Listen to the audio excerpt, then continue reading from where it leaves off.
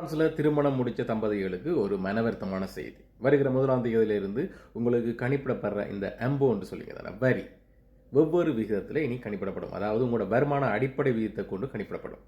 இதுவரை காலமும் கணவன் மனைவி 2 பேரும் உழைக்கிறதை ஈக்குவல் பண்ணி அதுக்கு ஒரு விகிதத்தில் உங்களுக்கு வரி கணிப்பிடப்பட்டது. இனிமேல் வருகிற 1ஆம் தேதியிலிருந்து உங்களோட ஒவ்வொருத்தர் தனிப்பட்ட வருமானத்திற்கு, உதாரணத்துக்கு கணவன் 1500 ரூபா வருமானம் என்று சொன்னால் அவருக்கு ஒரு குறிப்பிட்ட விகிதத்திலையும், மனைவி 2000 ரூபா வருமானம் என்று சொன்னால் அவருக்கு ஒரு குறிப்பிட்ட விகிதத்திலையும் இப்படி தனித்தனியான விகிதத்தில் கணிப்பிடப்படும் என்று சொல்லி அறிவிக்கப்பட்டிருக்குது.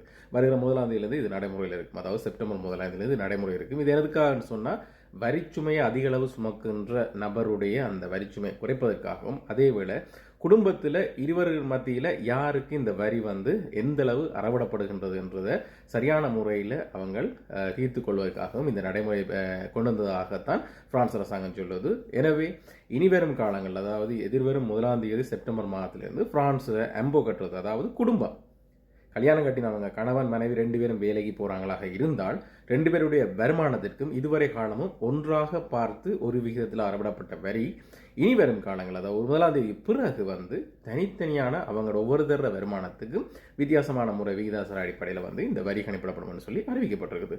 ஸோ பிரான்ஸில் இருக்க உறவு நண்பர்களுக்கு, முக்கியமாக தம்பதிகளுக்கு இந்த செய்தியை ஷேர் பண்ணி விடுங்க. என்னென்னு சொன்னால் வரிச்சுமை அதிகரிக்குது.